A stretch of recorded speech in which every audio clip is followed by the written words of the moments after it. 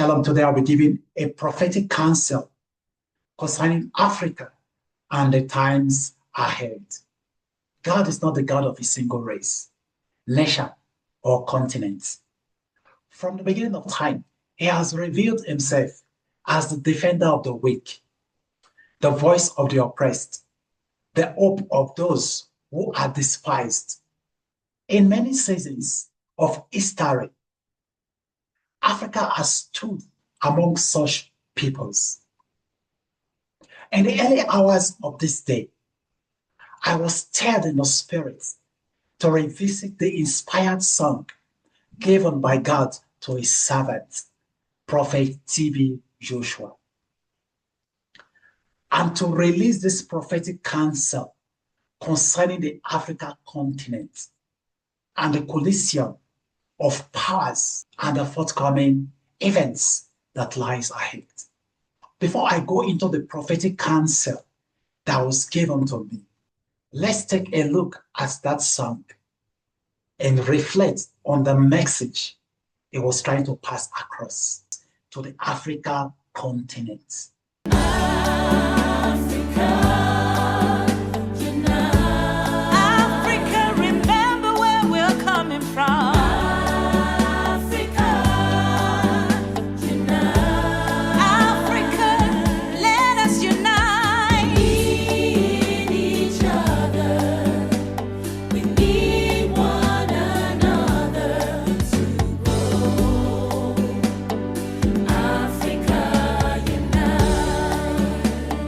Here is the prophetic counsel that was given to me. The structure of global powers was once concentrated in the hands of a few nations, leaving many nations voiceless in world affairs. Over time, certain nations, such as China and India, perceived this imbalance and deliberately strengthened themselves from within. As a result, the world has shifted from a unipolar arrangement into a complex multipolar system marked by the rise of new powers. Africa now stands at a crossroads.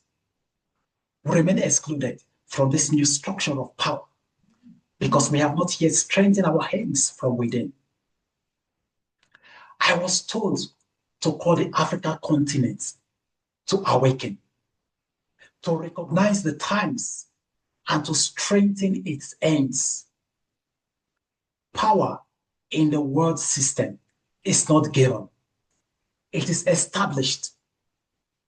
Africa's marginal position in global affairs is not merely imposed from outside, but sustained by eternal disunity and the absence of a shared strategic vision. The power in the world system is not given. It is established for African nations to strengthen their hands. 1, military might. 2, economic collective minds. African nations should work on these 2 things as fast as they can. Work on your military strength. You can employ foreign hands to help strengthen your military and return, or you can send your top military to foreign nations for training. All this should be done in a written agreement format. Secondly, Africa should strengthen their economic minds. I stand under the Joseph political wisdom in order to give this counseling. Listen very closely. To achieve economic collective power, Africa must move beyond being a resource room for the world and become its own boardroom. Africa is going through resources slavery. Currently, Africa exports raw material cheap and imports finished goods expensive. To build power, Africa must trade with itself first. Here is the prophetic correction to this. Stop the mining and export cycle. When you export raw resources, you are exporting Africans' job, Africans' power, and Africans' future. Build structures and infrastructures. You are feeding the very giants that seek to bring you under submission. If there is anything you should export as a nation, it should be your finished products and not your natural resources. Your natural resources is your strength as a nation. Hear this. If you are a leader of a nation, enter an agreement with them on how to teach your people how to turn these resources into finished products and let them buy it from you.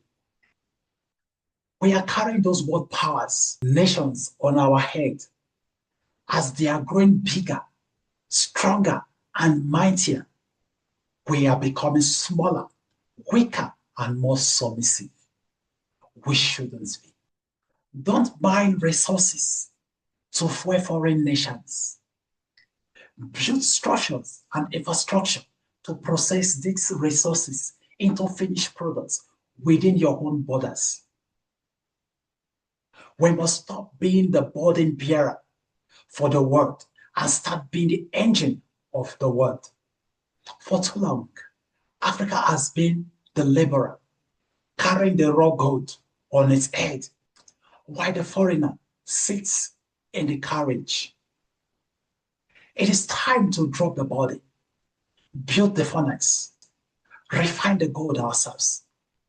If we do not process our wealth, we will forever be oppressed by those who buy it from us. Let me expose one secret here. I don't know if I should talk in parable or not, but listen carefully. Here is the strategy. Venezuela was holding the economy of the world in a particular position. The economy of the world was stuck in one position, which was also weakening the US. For this, the US broke through their bank storage, got hold of their strength in order to weaken them. Now their agenda is to rise back as giants, while other nations will be crumbling. They have an agenda to use the saving strategy to extract you and save for themselves. Africans, come closer. Your resources is your strength.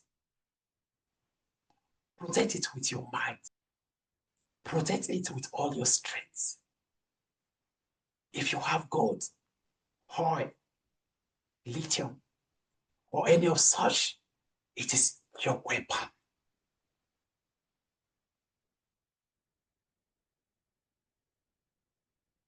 Don't let this weapon of yours slip out of your hands.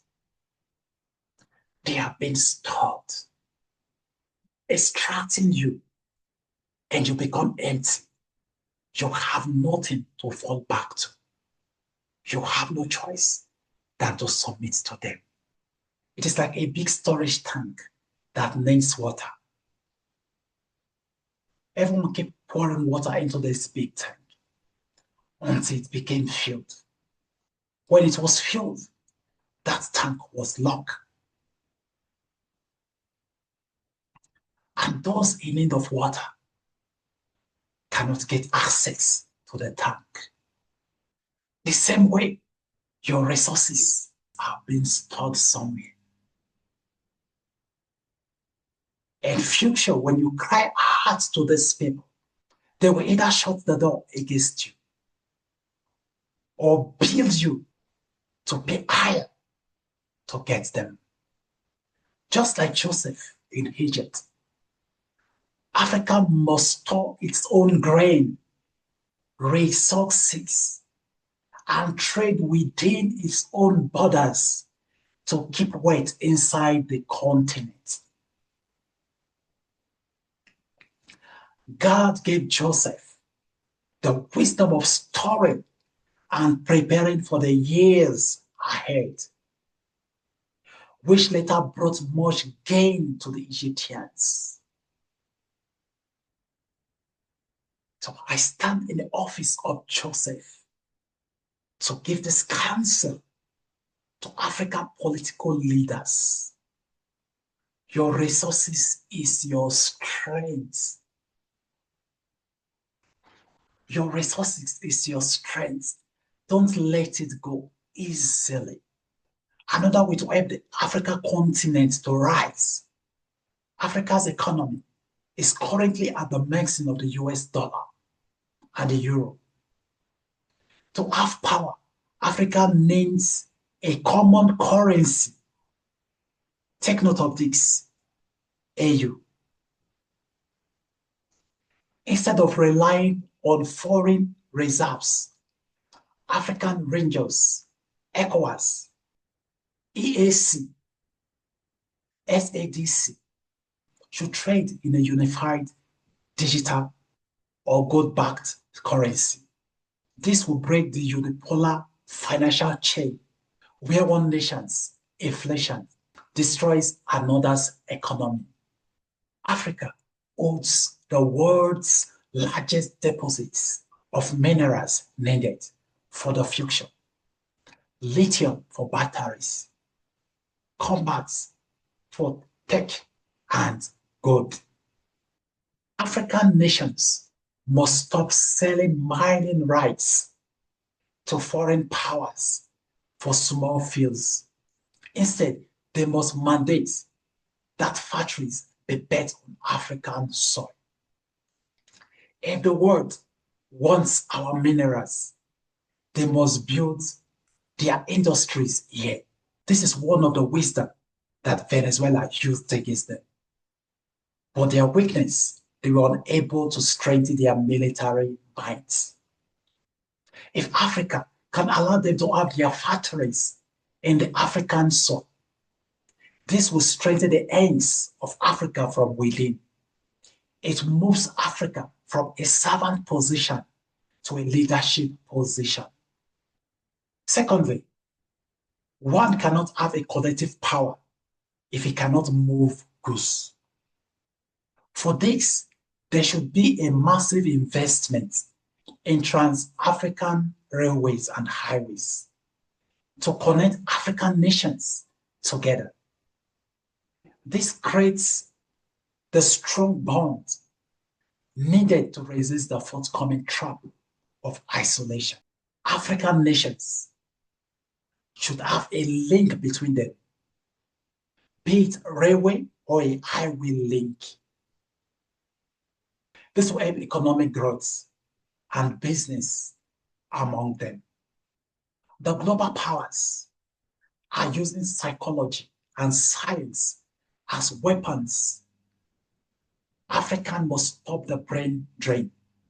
To do this, the AU should create an African science and tech fund to sponsor African labs and investors to solve African problems. Food security and medicine. Economic power for Africa will not come from hate or grants from the West. It will come from ownership. Africa must stop asking for a seat at the table and start building its own table. When the table is built, the world will be forced to come to Africa to eat. Because Africa currently lacks a unified plan for either. There is a global agenda to keep the continent submissive. To resist this, the African Union, AU, must immediately foster shared power and unification. The best strategy for Africa is to structure unity. Southern Africa should unite. Eastern Africa should unite. Western Africa should unite. Northern Africa should unite. And then move towards a stronger continental alliance. We must set aside differences, pride, cultural divisions, and embrace the vision of one Africa. Others are strengthening their ends. Africa must do the same. The best way to form a war of resistance is through regional unification. The African Union, AU, must immediately foster shared power. Africa is not included in the structure of the world power because it has not strengthened its position from within. While other nations are fortifying their positions, Africa must not remain passive. We must embrace one another into a one Africa world or prepare for a total submission. So Africa, think on this. Should we submit or we should form one Africa world? Power in the world system is not given. It is established. We must establish world power within the African continent. The target of Nigeria is because Nigeria is the key continent when it comes to Africa. Within this global design, Nigeria has been fortified as the prophetic nation. Global powers have done their findings. If Nigeria is taken, the rest of the African nation has no choice but to submit. There is a calculated system in place to crumble the Nigerian economy, destabilize its cohesion, and fraction it into smaller, manageable subsections. A united Nigeria is too large to handle. A divided Nigeria is easy to sell and to control. This is the major agenda that they are working on behind the scene. The agendas against Nigeria will manifest through 4 specific gates of conflict. That is what I saw in the spiritual realm. One of it is religious conflicts, using faith as a weapon of eternal bleeding. These have already begun. 2, political conflicts, specifically targeting a preparation for upcoming election cycle and after it. 3, structural conflicts, triggering agitations, tribal tensions, and land territorial disputes to tear the nation's fabric. The 4th one is economic conflicts, to weaken the Nigerian economy and to pull it down from rising. Nigeria has been identified as the key nation in the agenda. Nigeria is the first major target because extensive analysis has been done. If Nigeria is successfully taken, other African nations will have no other choice than to submit. If Africa were united, there would be a strong resistance against those with Indian agendas to force the continent into submission. If the coming election falls into their hands, their work is already halfway done. This is what I am prayerfully addressing in the spiritual realm. But the physical watchmen must be alert. If this agenda succeeds, Nigeria will risk being broken into subsections. And this subsection will be sold at and controlled. Nigeria, as a united nation, is too large and influential to be easily controlled. That is why it is an effort to divide it.